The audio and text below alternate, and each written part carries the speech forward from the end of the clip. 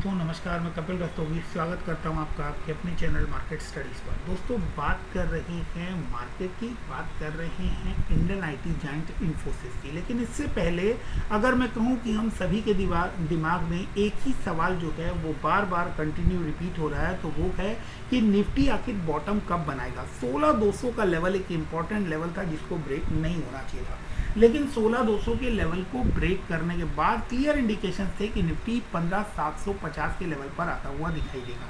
15735 के लोज कल निफ्टी ने लगाए, उसके बाद 15808 के लेवल हमें देखने को मिले और 15735 का बॉटम जो लगाया उसके बाद ये उम्मीद कि इसके रिकवरी के चांसेस आपको बढ़ते हुए नजर आएंगे। रीज़न क्या है, क्यों ये 15750 के लेवल को इम्पोर्टेंट माना जा रहा है?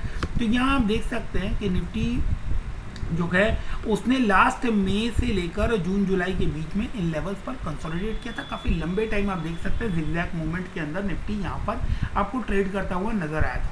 तो ये लेवल्स तोड़ना थोड़ा मुश्किल है और इन लेवल्स से रिकवरी आने की चांसेस भी बनती हुई नजर आ रही है। हालांकि मार्केट में बाकी जो कंडीशन है वो एज इट इज़ है, या आप कहें कि थोड़ी और वर्स होती हुई नजर आ रही है। आप नोट कर सकते हैं मेजर पॉइंट्स क्या हैं।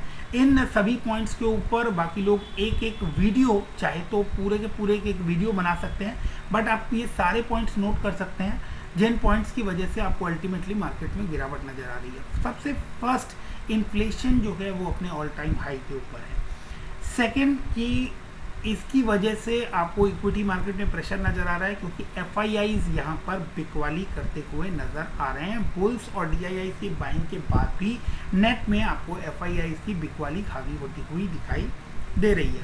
थर्ड है कि आईएनआर जो है वो यूएसडी के कंपैरिजन में लगातार लूज बनाते हुए नजर आ रहा है। तो ये एक बड़ा रीज़न है जिसकी वजह से मार्केट में आपको कमजोरी नजर आ रही है। और आरबीआई हो या फेड हो, आपको वो इंटरेस्ट रेट हाइक करते हुए नजर आ रहे हैं क्योंकि पिछले काफ़ी सालों से इंटरेस्ट रेट काफ़ी लोज पे चले गए थे, जिसकी वजह से आपको मार्केट में जो है काफ़ी लंबे टाइम तक इनफ्लो बढ़ता हुआ नजर आया था। और अब इसकी वजह से अब आपको धीरे धीरे ये इन्फ्लेशन पर कंट्रोल करता हुआ नजर आएगा। तो इस उम्मीद के साथ आरबीआई और फेड भी रेट हाइक कर रहे हैं, जिसका एडवर्स इफेक्ट आपको मार्केट के ऊपर आता हुआ दिखाई दे रहा है। तो एक तरफा रैली भी मार्केट ने दिखाई थी, 18600 के लेवल्स तक हमने देखे थे और उसके बाद मार्केट जो है अपने आप को कूल ऑफ कर रही है। और लॉन्ग टर्म इन्वेस्टमेंट अगर आप कर रहे हैं तो ये आपके लिए एक सुनहरा मौका साबित होने वाला है, जिस समय आप अपने बड़े पोर्टफोलियो को डेवलप कर सकते हैं। बात करते हैं इन्फोसिस की, एक दिग्गज आईटी कंपनीज, और आईटी कंपनीज के ऊपर आपको प्रेशर देखने को क्यों मिल रहा है, अब उसके बारे में बात करते हैं। तो एट्रिशन रेट जो है वो प्राइम इशू है इस समय आपको आईटी कंपनीज के ऊपर प्रेशर आने का।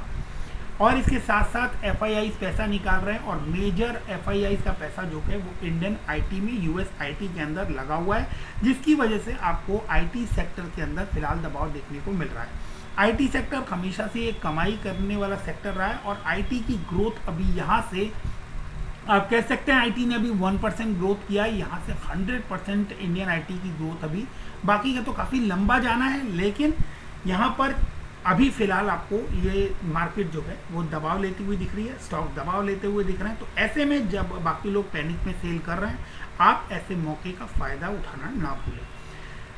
कल एक अहम इंपॉर्टेंट लेवल को इन्फोसिस ने ब्रेक किया, 1538 1540 के लेवल्स को कल और परसों में निफ्टी ने ब्रेक कर दिया और ब्रेक करने के बाद 1508 के लेवल पर आपको ये स्टॉक ट्रेड करता हुआ नजर आ रहा है। फिलहाल अगर हम कहें कि अगर यहाँ से भी आपको प्रेशर आता हुआ नजर आता है तो ये स्टॉक आपको फाइनली 1450 रुपए के लेवल पर सपोर्ट लेता हुआ दिखाई देगा। 1450 पर एक स्ट्रॉन्ग बाई जोन बनता है जहां पर इसने अल्टीमेटली एक रेजिस्टेंस फेस किया था और यहां से आपको पूरी चांसेस है कि रिकवरी आती हुई नजर आएगी। इसके अलावा एक इम्पॉर्टेंट चीज़ है जो हमें यहाँ देखनी चाहिए कि आरएसआई में एक बॉटम बनाया था 21.73 का निफ्टी ने अराउंड 19 अप्रैल 20 अप्रैल के आसपास। अब देख सकते हैं वहां से आपको चार्ट के ऊपर लगातार गिरावट देखने को मिल रही है, लेकिन आरएसआई के ऊपर आप देखेंगे तो आरएसआई अब वहां से अपवर्ड मूवमेंट में आपको नजर आ रहा है।